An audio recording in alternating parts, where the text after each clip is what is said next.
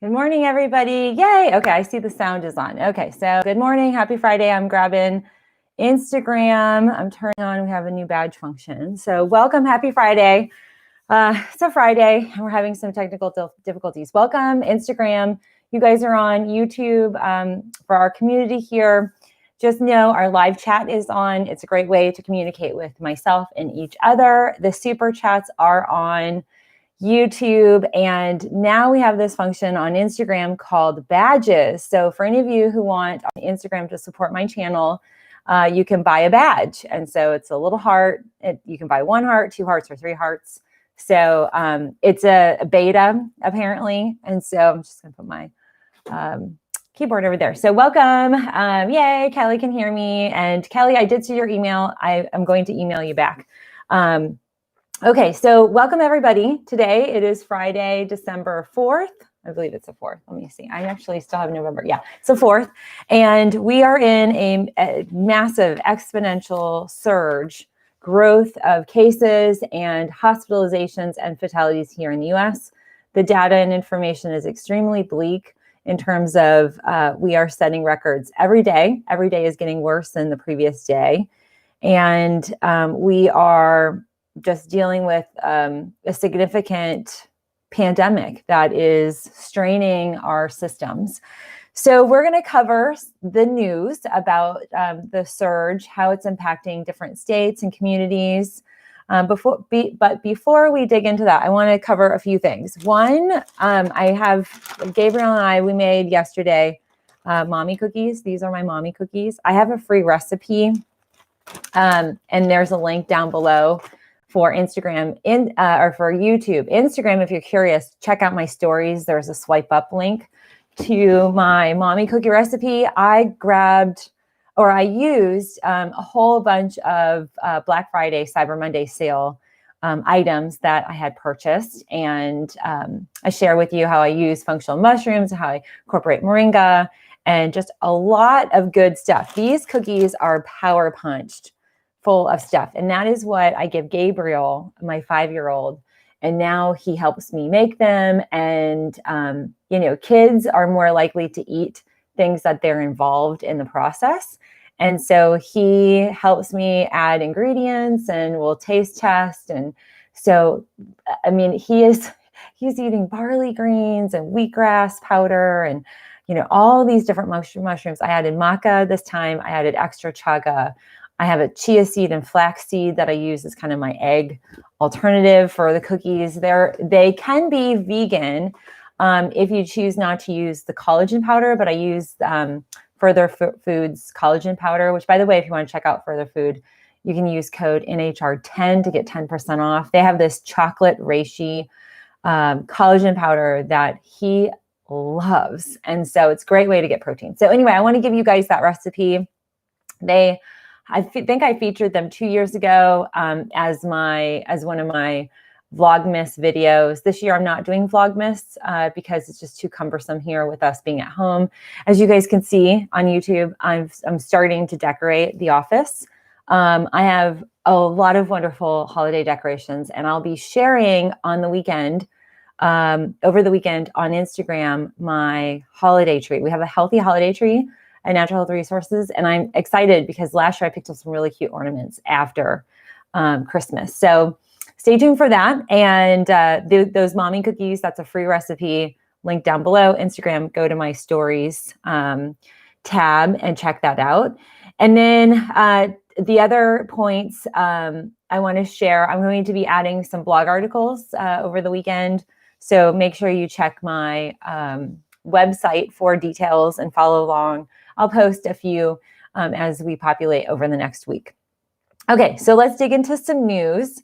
Worldwide, we are at, it's just crazy, 65 million cases in total. And I'm going to close this window. I got really hot earlier. Sometimes running around doing mommy school life is kind of crazy. Okay, so I'm gonna do that. Oh, and how do you like these are my other leggings from Aldi, super cute. So we're totally rocking holiday spirit here.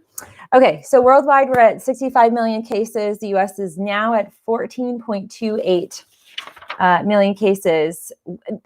I mean, this is something we're not, I don't feel like we're hearing it. And also I'm not as tuned into the news. But okay, so, I go live now Monday, Wednesday, and Friday. Wednesday's numbers, the US was at 13.86 million. We're at 14.28. That is just crazy in terms of that exponential growth. We are posting now over 225,000 new cases on the daily. Yesterday, we had 226,362 new positive cases. We had, unfortunately, the fatality rate just record-breaking. 3,058 U.S. citizens died of COVID yesterday. That is about one fatality every 30 seconds.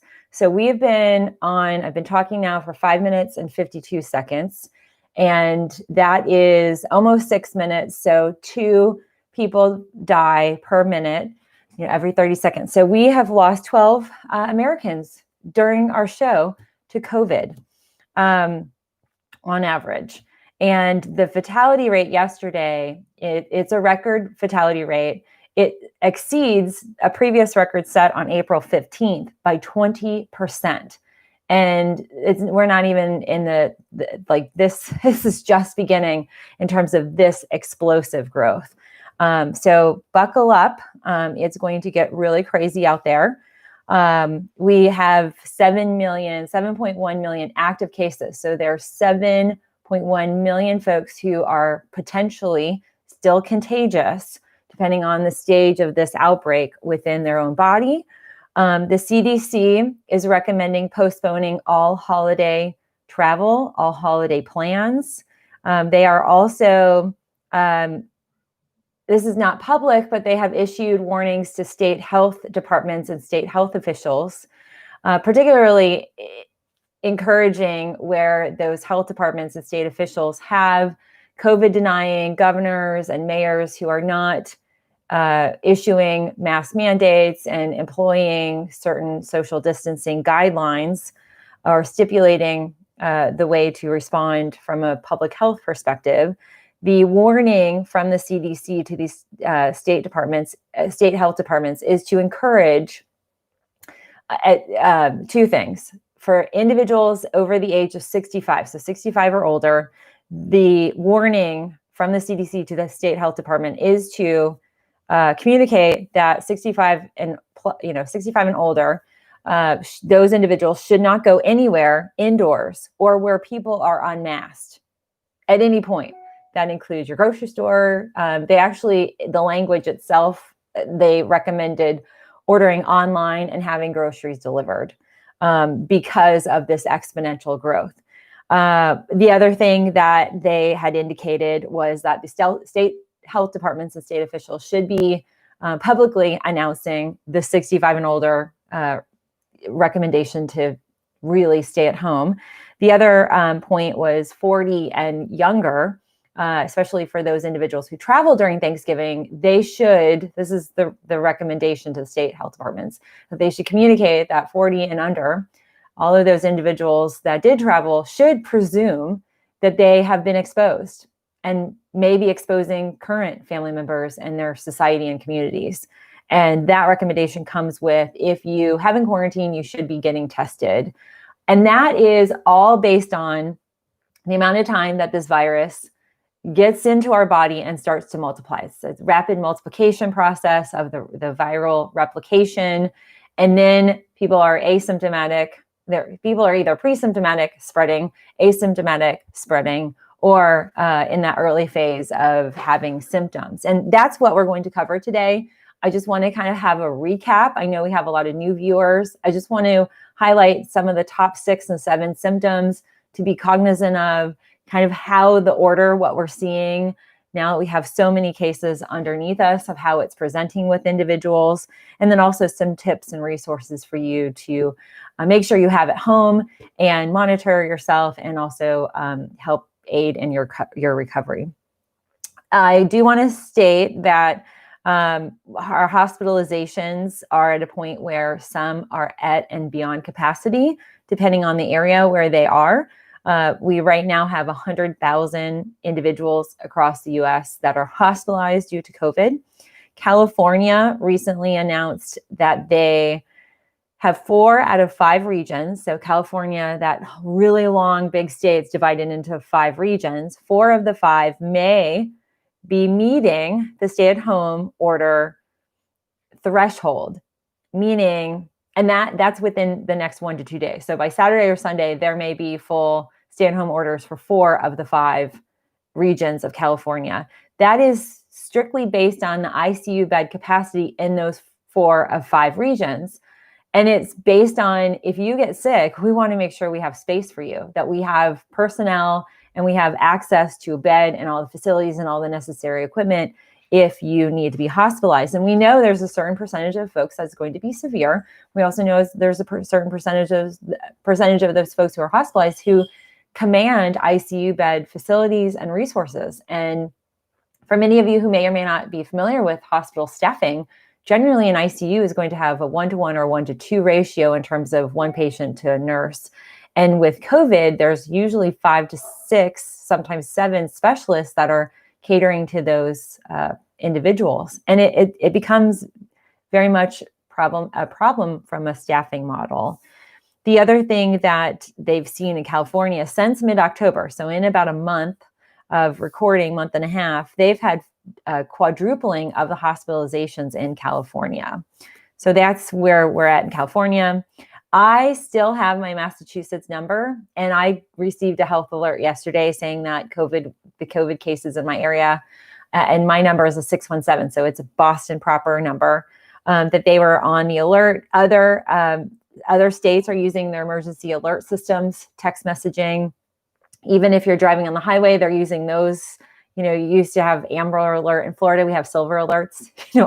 Old people with dementia that get in their car and go somewhere and they need to be tracked down. A Silver Alert will alert that. Now those are being utilized to communicate. For instance, Rhode Island sent out a mass emergency alert that all hospitals in Rhode Island are at capacity. Oh, hey, Daisy wants to come say hi. Here, you want to pop up? So Daisy's saying hi. She's providing some dog food. She's such a good girl. Are you a good girl? Yeah. So she doesn't like the cold weather. It's been really cold, and she's been snuggling underneath some of our new holiday decorations and blankets. So, okay, so that's Rhode Island. The Navajo Nation has been hit very hard with this virus, and they have now sought through the federal government. They've been asking for a major disaster declaration, and that is something that with the Navajo Nation and the U.S., that would help minimize the short supplies, the short personnel, and the shortage of beds that they're experiencing. They have also extended their nation, the Navajo Nation emergency through 12/27, through Christmas, and it may be extending this, but they've been hit very hard with this. Delaware also has the stay-at-home advisory that goes into effect on the 14th. And one of the things we need to be aware of with this, just through some international studies, we know that when communities have stay-at-home declarations, there is a growth of an uptick in cases because people are preparing. They might be getting their hair done, going to the doctors. They might be going grocery shopping. They might be visiting family before we get locked down.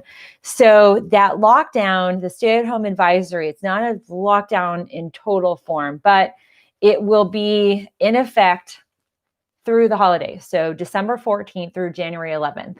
So in Delaware, Christmas and New Year's will have a totally different view. Or celebration will be different. Also, Delaware has ceased any in-person. They paused in-person schools and are recommending all virtual. And we also have a situation in New Mexico. The hospitalizations there, they're at 101% hospital capacity. And then we had some COVIDiots. That is not my term, but it's a term. There's a hashtag and all that stuff. But basically, individuals who are not adhering to guidelines and are just doing things because they want to do what they want to do and they could give two hoots about anybody else. A couple boarded a plane in San Francisco. they got on a United aircraft that was heading to Kauai. United has certain requirements. They actually have what they call a flight readiness, or a checklist, a flight readiness checklist. And basically, you have to get screened. And a lot of these screenings are happening at the airport, so rapid testing and whatnot. They got screened and they tested positive for COVID. And they got on the plane and flew to Hawaii. They have since been arrested for doing that in violation of Hawaii has some requirements. They were making people test negative, and they were even quarantining. The testing has been the big factor now to offset the quarantine. But if you get on a plane and you land in Hawaii positive, you get arrested. So they were arrested, and they're residents of Hawaii. They're Hawaiian residents. So they know better. And they got arrested, and they've been charged second-degree charges for reckless endangerment. Craziness. So that is disconcerting. It also, makes me wonder how many others flew positive knowing that they were positive. Same thing occurs with how many people know they're positive and they're sending their kids to school or they're going to work for a multitude of reasons. Some, it's not a COVIDiot situation. They have no other resources. So, that is what it is. I do want to state that some things have happened on the vaccine front. The UK has approved Pfizer. So they received the speedy authorization, fast approval process through the UK, met those requirements, and vaccines are being distributed. Russia is apparently starting mass vaccines throughout that country. I don't know the full details, but they have their own Russian vaccine, and that had, a really slim quantity of, minimal trial. So that is what's happening around the world. The a former French president actually passed away at the age of 94 due to COVID complications. And now with the vaccine here, we have a situation where there's also beginning to be talks about, I'm going to label it as a vaccine stimulus. And it's a focus, and this has just been presented by Congress, a congressional individual, to maintain or to achieve vaccine compliance, that maybe Congress could stipulate that if somebody gets vaccinated, that they would have a financial award for that. That would be, the proposal is $1,500 per vaccine for an individual. So if you have a household of 3 or 4 individuals, right now adults and maybe a 17 or 18-year-old would be on the list for receiving a vaccine. There'd be a financial compensation. That has not happened. It has not been voted on, but it is the beginning of talks, and I think we need to be aware of that. And the goal in that compensation is to achieve 75% vaccine compliance.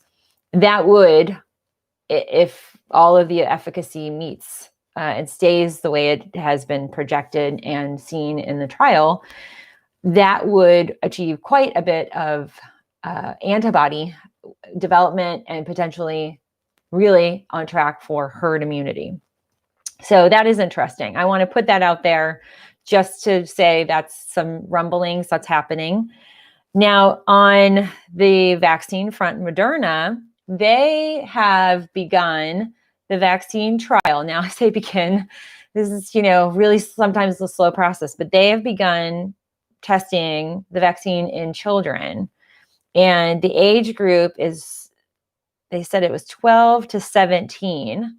So 12 to 17-year-olds. So, preteens, the tweeners to, almost 18.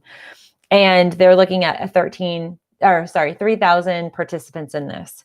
Now, I need to check this because I think this may have been a typo, but it might not have been. It said that the conclusion of this trial would be June of 2022. That's not next year. That would be the following year. So a year and a half. I will confirm. I tried searching around to see if I could find any other specific timeline, and I only saw it once, and I thought, I wonder if this is a typo. So not quite sure if that's really 2022, but it makes sense because these things take a long time. But also to note, children my kiddo's age, a 5-year-old, they're not in the trial testing. So, as far as how that works with kids, at least with Moderna, and that the efficacy of Moderna's is 94%. It's really high, where Pfizer's at 90%. Even then, I mean, that I've always said efficacy of any type of vaccine is very positive at 85% or higher. So that is really good. The other thing too is I'm thinking about future content that I want to put together and maybe some webinars and things like that in January. There is something called we have a virus biome, a virome, if you will, just like our microbiome.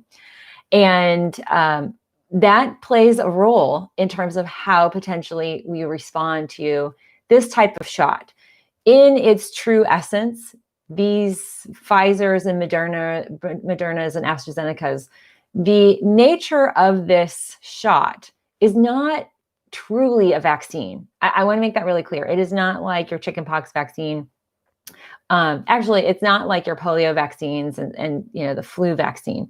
This is very different. And in some of the cases, we're actually implanting viral RNA, viral particulates, the essence of the virus, with the idea that it genetically codes our immune system to recognize itself and to attack it or prevent it, and thereby developing antibodies in our body.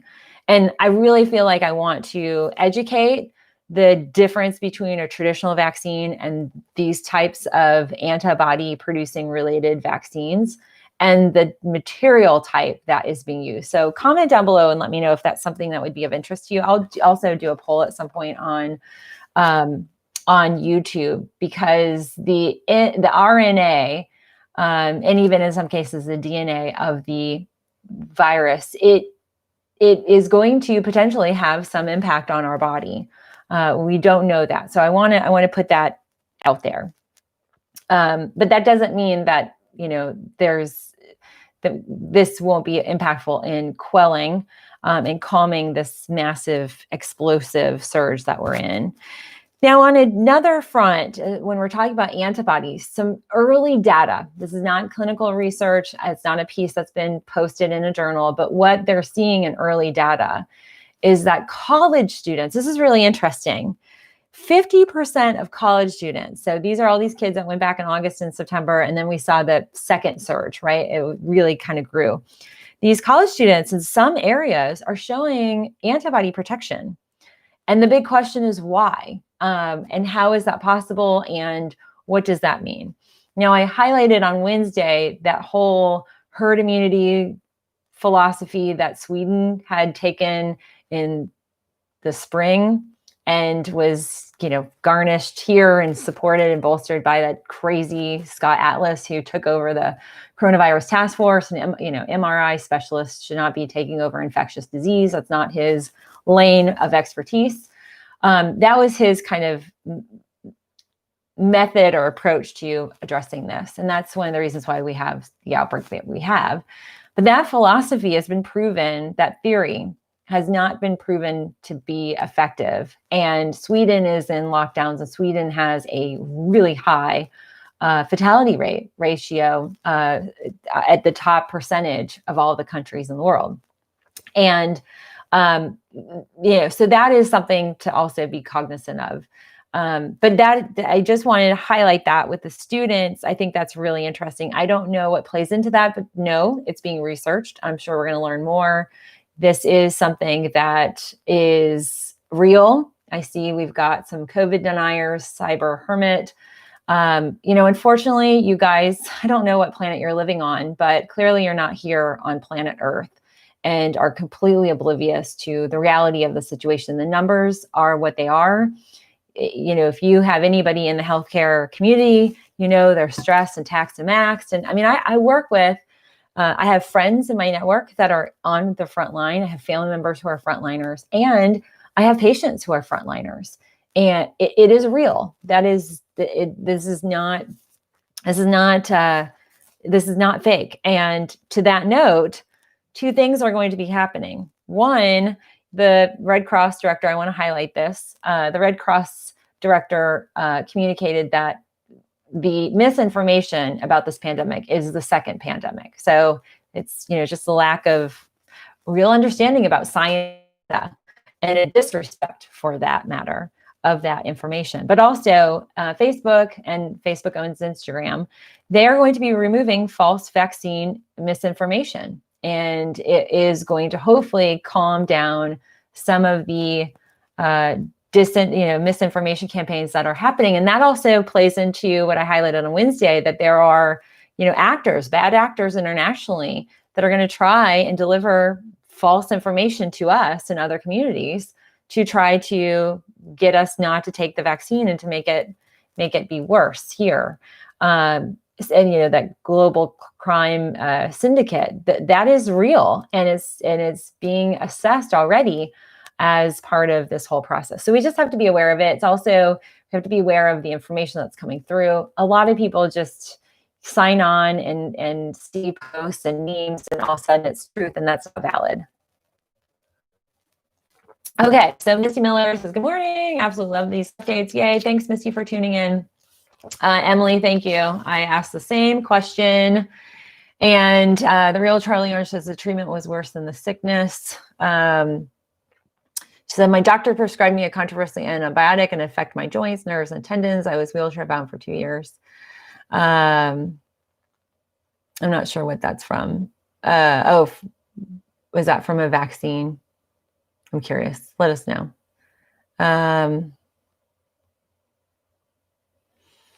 Okay, so all right, let me dig into some additional news. You guys know I like to.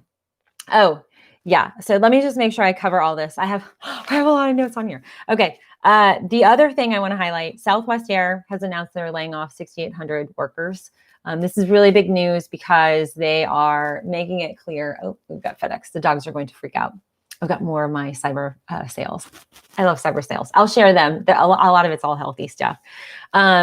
So Southwest Air is laying off. I'm sure we're going to see others follow suit because of the CDC recommendations. People hopefully will not be traveling like they were at Thanksgiving. We're going to be in a world of a mess in January and February. Now, I like to end on positive news. So I have 2 bits of positive news. Yay. First bit of positive news, a Croatian woman who's 99 years old beat COVID. So good for her. That's pretty amazing. And this is even more spectacular. We have a New Yorker in the house up there. Literally, she's in a nursing facility, a nursing home. She is 102 years old. She kicked COVID twice. She had it in March. She was asymptomatic in her nursing facility. And then in October, she caught it again, had symptoms, and was hospitalized and beat it. So there you go. 102-year-old kicked its butt. She was a survivor of an actual infant survivor of the Spanish flu that happened in 1918. Her mother was pregnant with her en route to America. Her mother delivered her and then had complications due to the virus in her pregnancy.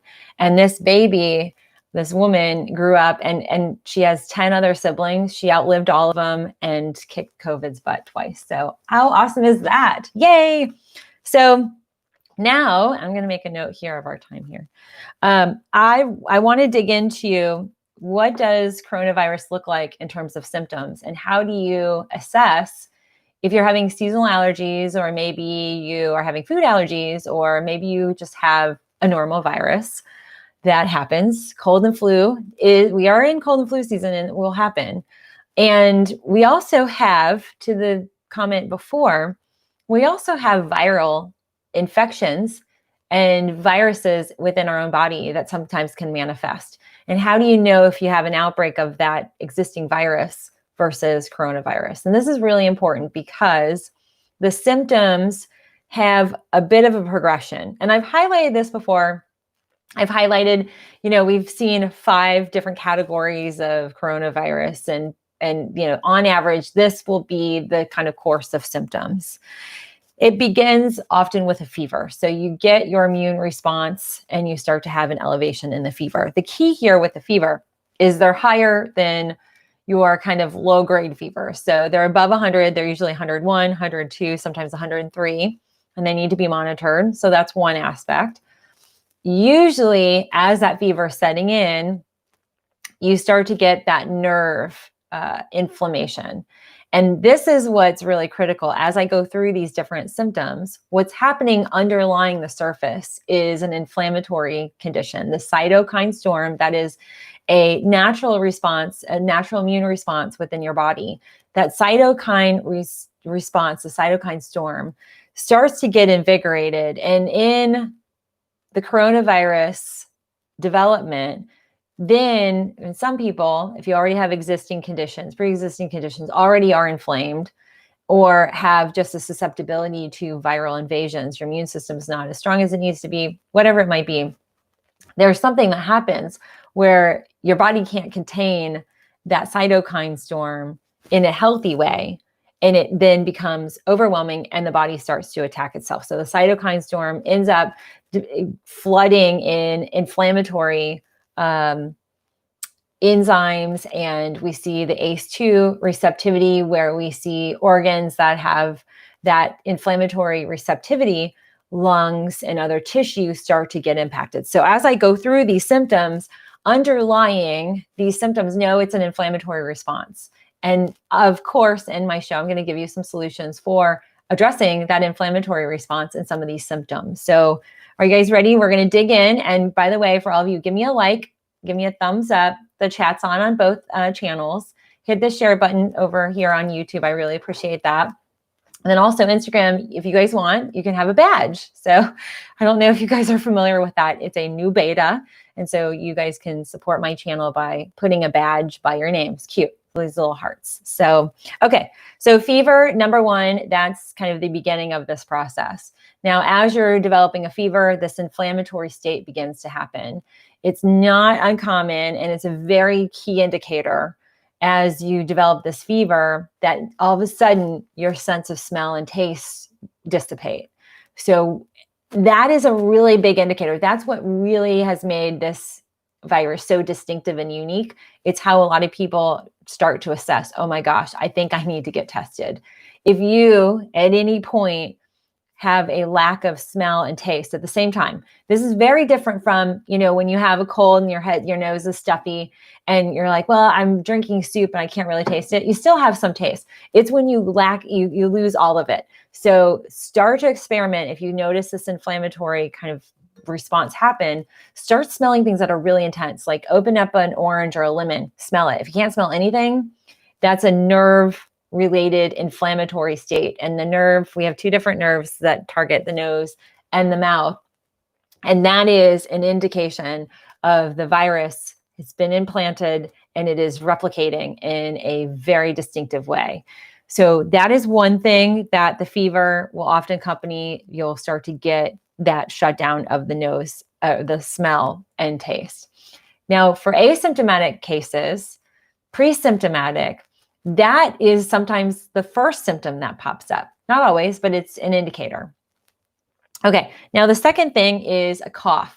This is a dry, persistent cough. It is often something, it's not, in the beginning stages, it's not mucosal related. It's not like you're really coughing up a lot of phlegm. There's not a lot of color to the phlegm. But the cough, as it progresses, it starts to be accompanied by a shortness of breath. And then it also, as this inflammatory state is occurring and our lung tissue is really responsive to this cytokine storm, and the viral RNA and the implantation and replication occurs quite a bit in the lung tissue. That's where we see this being primarily a respiratory illness. Primarily, I say there's other conditions as well, but we'll see the shortness of breath and muscle-related pain. So as you are progressing in this, you're coughing a lot, your lungs start to get inflamed. And in lung inflammation, we start to get fluid. We start to see the tissues building up fluid. In many of these cases, when they're having CT scans, there's also micro blood clotting. So we'll see these microclots then causing even more issues. We see more fluid development, and that is the pneumonia state that people develop.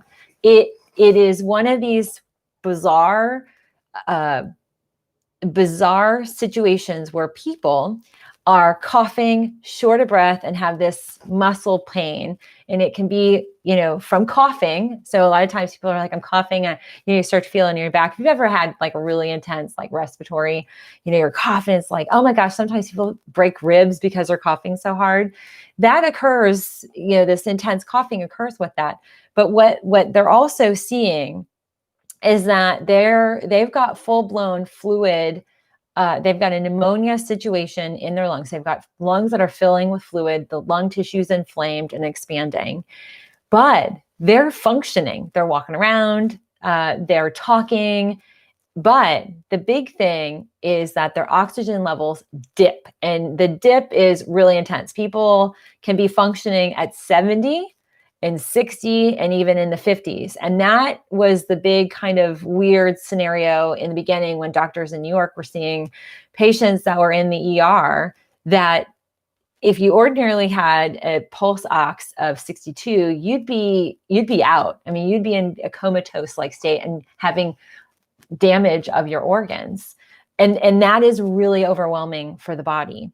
The one thing that you can purchase that is critical, and I think everybody needs to have this in the event you've got any type of potential exposure, and we all at this point have exposure potential, especially if you're going out and shopping or having anybody, you're interfacing with anybody, even, our delivery drivers and our mail carriers, there's a potential exposure. You want to have a pulse oximeter. I have mine upstairs still from my video shooting for the holiday gift guide. But the pulse ox is something you want to have. So if you begin to have a fever, you start to get this persistent cough, you need to be measuring your oxygen. And that is how you can assess, do you need to go to a doctor? Do you need it really to an ER? Are you dipping below 94, 93, 90, high 80s? That is when you need oxygen support. And it can very quickly, you can go from 95 to 85, just like that. So measurement is going to be really critical. So the cough, the oxygen levels, that will be really valuable. Now, I think it was Wednesday, I showed the Halo Pocket. This is the Halo generator. I don't know if you guys can see this. So see that mist that's coming out? That is salt. And it is a halotherapy. This is a way to incorporate salt into the sinus cavity. And when you inhale it through the mouth, it usually makes me cough. It's really good. And I usually don't have a lot of mucus or congestion, but when we inhale, you are really creating this antimicrobial, antiviral situation with the salt. So this Halo generator is called a Halo Pocket. It's portable. It's amazing. Instead of going to a salt cave or salt spa, especially, if you're potentially at risk or may have COVID, you can't go to these places. So this allows you to bring this to your own home. They are a little bit of an investment, but it is a medical device, and it qualifies when you get this through our store because we distribute them. They're new. I will tell you, they're brand new this year. You can use HSAs and health savings programs, but saline is going to be really critical. And you can also do saline flushes. You can do saline sprays. You can do neti potting. I love this because you can inhale it. So you can get the salt literally into your bronchioles, which can offset some of the fluid and the mucus. Salt is really good. Yes, Michelle, is really good for asthma. Really good. Asthma, COPD, allergies, even skin conditions. Halotherapy, it can reduce stress. It can reduce migraines. A lot of migraines are related to inflammation in the head. So if you're dealing with a lot of inflammatory states, and there's a lot of reasons why people have inflammation, this is really good. So that would be something, if you had a persistent cough, I would be doing that. Can you do something like this at home? It's really hard. This piece in here has these blades, and it we add pharmaceutical. I'm gonna open this up for you guys. Take the cap off. We add pharmaceutical salt, and so it's actually salt. I don't know if you guys can see this, but in there, the blades. Can you see the blades there? So that spins around, and this will get really messy. But the salt, you see how really small? It's just really small particle size, and when we press the button, the salt comes out. And so you can inhale and breathe. Oh, so good. And it is effective. I've been having Brian do that. So we got this recently, and it's pretty amazing. Okay. So that we've got the cough. The next thing that comes together as you're coughing, all of a sudden muscle pain sets in. And this is one of those things where sometimes people are like, well, maybe it's the flu. I have lots of salt. I have to wipe off all the salt. So the muscle pain that we experience with COVID is muscle-based inflammation. And this is every muscle in your body is going to be sore and in pain and in an inflamed state. And for many people, it feels like they've been run over, they've been beat up, all muscles. So think about your foot muscles. You've got muscles, your glute muscles. We've got muscles in our head, and it's really intense pain. The inflammation that we're experiencing, there's a lot of different ways to combat that. I love to use homeopathics for reducing fluid and inflammation in muscles. There is a product that we have in my full script store called Tea Relief Gel. It used to be a part of the Heal line. Heal is a really high quality homeopathic line. A few years ago, they sold it to a company called NutriMedica. I think it's NaturMedica or Naturmedic. Yeah. So they sold it and they renamed it. It used to be Lymphomyoside. Now they call it Tea Relief Gel, and it's a gel. You can actually get these sometimes. I've seen Tea Relief Gel and the cat tablets, and there's liquid. I've seen it at Sprouts, and sometimes I've seen it at CVS, not all the time. But the Tea Relief Gel is a great application. You can apply it topically, and it will address muscle pain. It is not like a tiger balm. It is homeopathic in its orientation. It has one of the core leading ingredients is arnica. Arnica is a really good fluid and inflammation reducer. And from a lymphatic perspective, that's one of my specialties is when we have fluid retention, it's because of inflammation in soft tissue, inflammation within the lymphatic system and within the cellular state of the body. And that is what we see when people are experiencing muscle pain. So how do we address that? We can use the Tea Relief Gel. You can drink anti-inflammatory teas. Ginger, turmeric are very beneficial.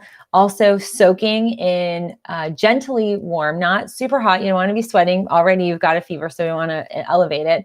But to body temperature, 99 degree, 100, no more than 100 degree bath. But you could do a really strong Epsom salts bath.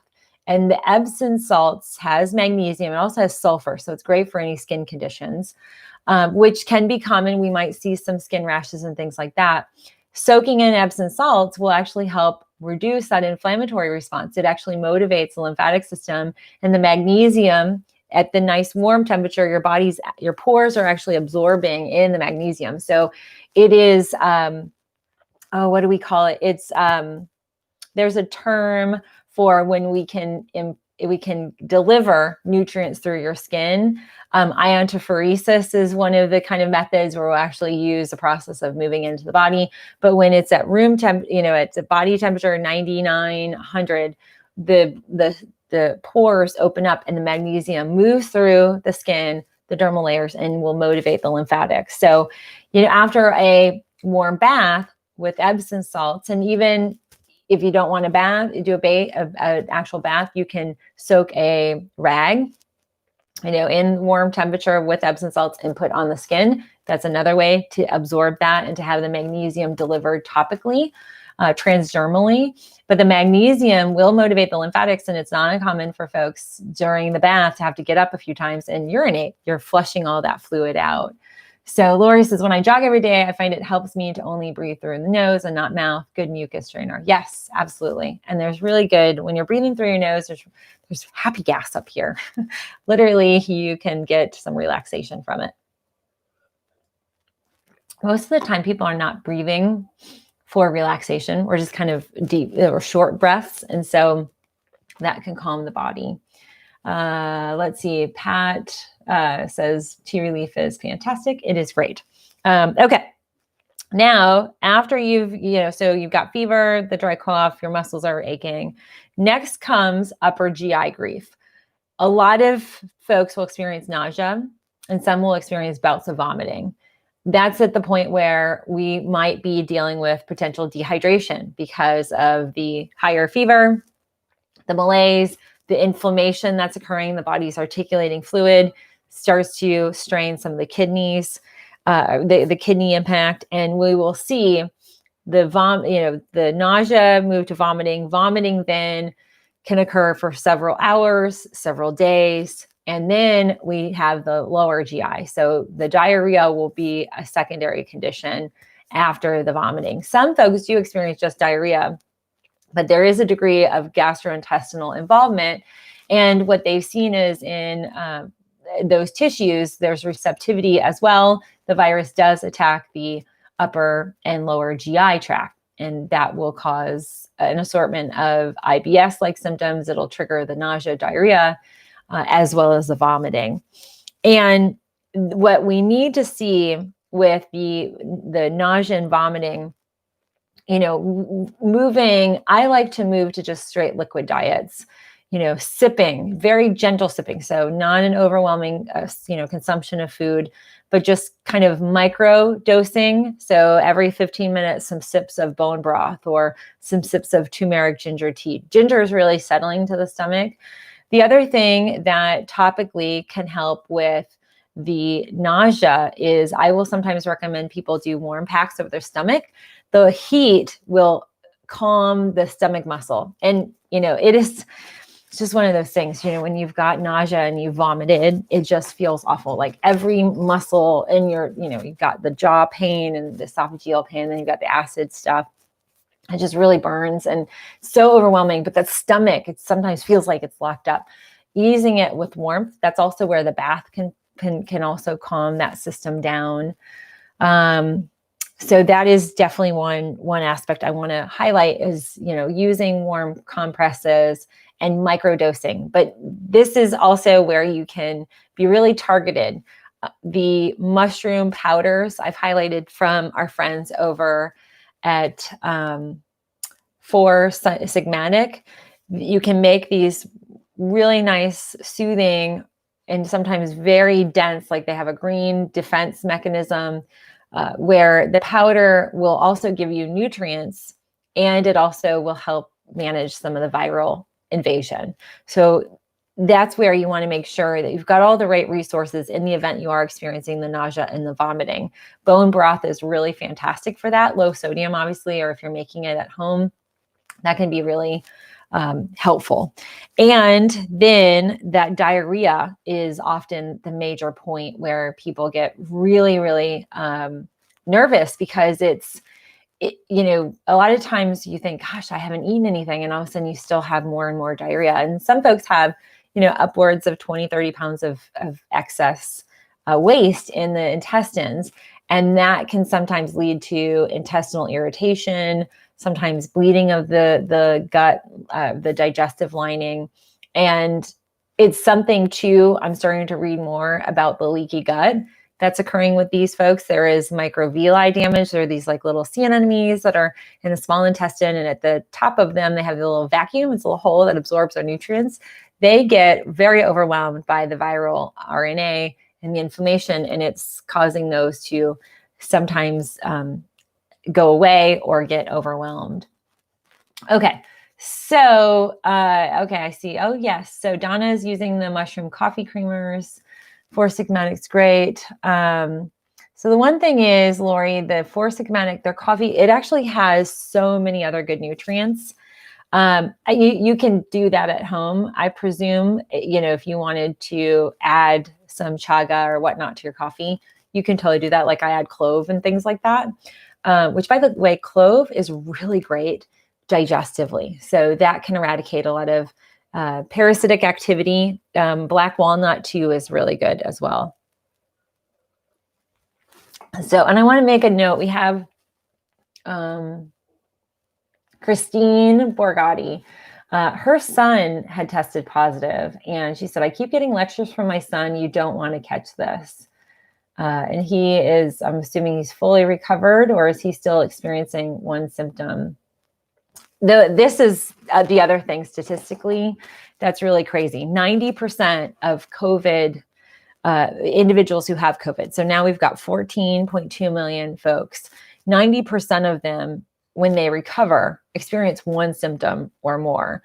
25% experience a debilitating symptom where they can't go back to life as normal. And that is really, really crazy. This is not like your normal cold or flu. People don't get that run down and debilitated traditionally with that. It does happen. I'm not going to deny that. But for the most part, just the overwhelm of this, it is quite a vicious virus, as we're seeing. So Kelly says, we don't have a tub. We do have an infrared sauna. Yes, love that. Infrared saunas. You guys know my Sunlight. And I think today might be today. Today, I think, is the last day. Sunlight is running a special for all of our community members. It's one of the best far infrared companies. They have the low EMF settings. They have the walk-in saunas, and they have the solo pad. I highlighted it in my holiday gift guide. But yes, far infrared sauna, if you have one, I would do it. I'd be cautious depending on where your fever is at. But if you are beginning to feel the state of inflammation, nose, and the sense of smell and sense of taste, infrared saunas are great. The far infrared gets through the layers of the different dermal layers. It can get in and motivate an anti-inflammatory effect. So it can flush fluid out of the body. You're going to sweat it and urinate out any excesses.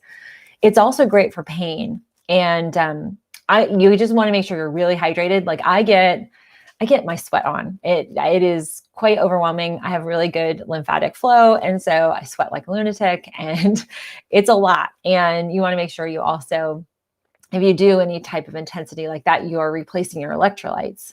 Really, really critical. Now, let's see. Kim says, how can I stay safe during taking my dad to the hospital? Let me just move this over here. 4 procedures to remove fluid from abdomen from previous gallbladder rupture surgery complications. The stress of all of this is getting to me. Help. Okay, so definitely download. And everybody, I have my pandemic wellness guide. It's free. It's a free download. YouTube's got a link down below. Instagram, you guys will have a link in the description. And after this wraps up for those on the replay. So I would, a few things. I would minimally have an experience where you're inside the hospital. See if there's a way that you could deliver your dad to the intake and have them go from there. So you're minimizing going in. I know that's really complicated, but also, hospitals too are changing some of the way they're processing visitors or folks outside of that person having a surgical procedure. So that would be something. Call up your hospital and that the procedures that find out details on that. But I would for sure have sealed eye protection and several layers of masking. And I was wearing it the other day with our tutor. The antimicrobial mask would be my outer mask with that hemp on the inside. And then I'd have a surgical mask or any of the other masks that you have, but I would definitely do layers. And then if you have to go in, I would have clothes that you could easily remove before you go home. So when you get home, maybe you're changing in the garage or, mudroom, and then you're taking a quick shower, but you want to clear off all that potential exposure. I have a friend of mine who has unrelated, it's not COVID related, but spoke recently with her, and she's, you know, having multiple visits, and it's overwhelming and very stressful for folks because you're going in for something else, but the fear is, am I going to be exposed? The good news is the hospitals are very distinctive. There's negative pressure rooms. They have isolation. They have floors that are COVID specific. You know, if you are in the hospital, I would not take the elevator. I would take the stairs. I would not be on an elevator to save my life in the hospital. And it kind of depends too, how many floors, you know, you'd have to climb, but think about that too. Yeah. And, you know, especially now is the one thing, if you have to be out and about, which I know many of you do, protect your eyes as well. I think that the one thing that everybody is missing, and we know this research, we know that the virus is aerosolized and it's out there and we're breathing it in, but we're also getting it into this mucous membrane. And so when we have folks that aren't masking up and they're out in public, their particulates are in plume form, and it's like cigarette smoke, and we can't see it. You know, we don't have a measuring tool to know. You just walk through somebody's viral particulate plume, and even with masks, there's still some degree of outbound particulate, not nearly as great. It doesn't go as far, but that is something you want to make sure you're covering your eyes. So I think everybody at this point, if you are going out and about, make sure you have eye covering. So I think their staging of what's really important depends on where you're going. If you're running in and out of like your convenience store or a grocery store, and it's limited, you know, early in the morning, later in the evening, you know, hardly anybody there, it's been cleaned and sanitized before you run in, you know, do you need to have full seal on the eye protection? It's probably less necessary.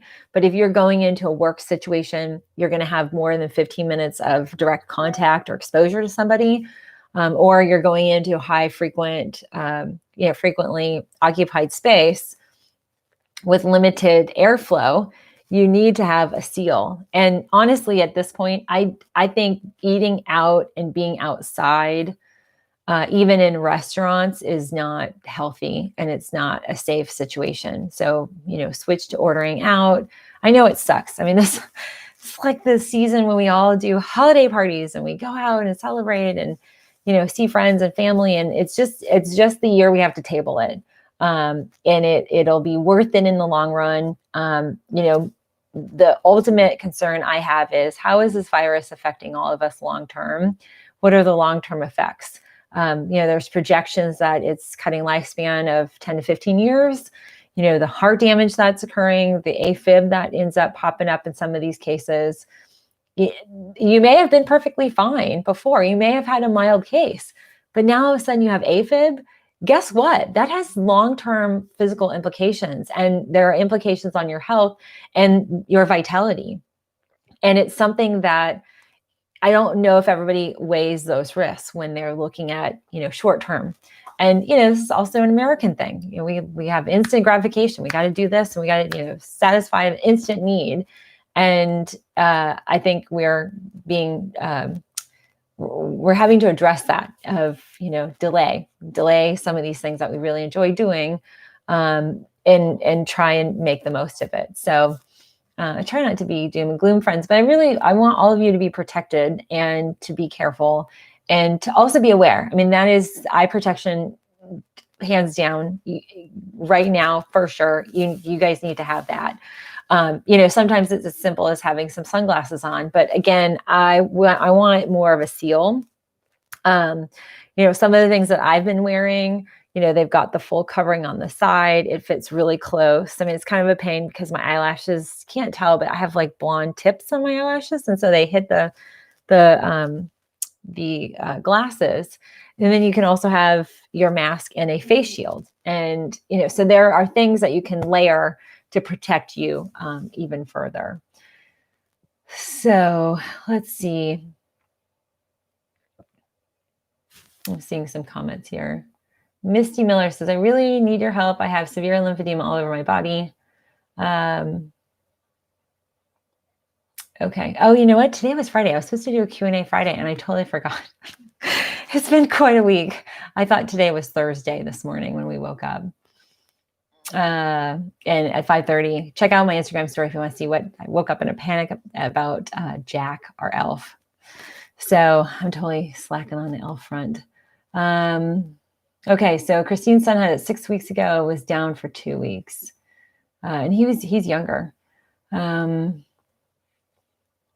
Let's see. Okay, so Misty, I have a ton of, for any lymphatic challenges, I have several resources, a lot of free resources. Follow my YouTube. I have a whole playlist. I have about 52, 53 videos in a lymphatic related playlist. I have exercises you can do. I have a lymphatic management checklist. It's a downloadable. You can buy a download guide on my website. So check out my website, Misty, naturalhealthresources.com. That's a great resource for you. And I'm also taking appointments. So if you guys want to set up an appointment, my schedule's open. It's a very, I'll be honest, it's a totally different schedule than, my in-clinic hours, but it is quite open for folks that maybe want to have to see me during the weekend. So that is not, I will say this is not a permanent schedule, but it's a schedule that works with my schedule here. And many of you will be able to schedule something on a weekend where maybe you're not taking time off from work. So I would recommend some of those resources. Let's see. So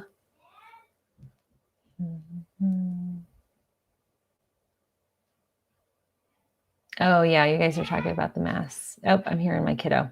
Okay. All right. So I have to run. I'm sorry we missed the live Q&A Friday. Craziness. So Gabriel, just to let you guys know, Gabriel's school, he's been virtual since the beginning of this whole pandemic school season. And hold on, honey, I'll be right there. His class, they're all going virtual. Hold on, honey, I'll be right there. Give me 5 minutes. I know, but daddy's on a conference call, honey. So, well, why don't you come down for a minute, please? He's getting really demanding right now.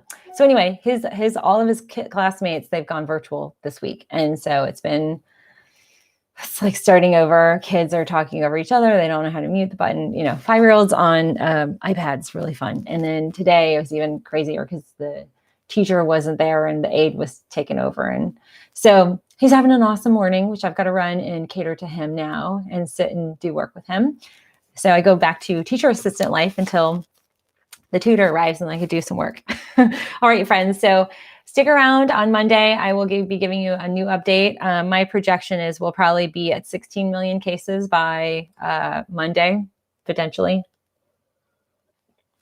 And comment down below if you are curious about learning more about the distinction about this particular shot and the nature of the antibodies and all that good stuff. I am thinking that might be helpful for people to feel comfortable with considering having the vaccine and also understanding what that does and how it is beneficial and all that good stuff. So, hey, Whitney, good morning. So have a great Friday, everybody.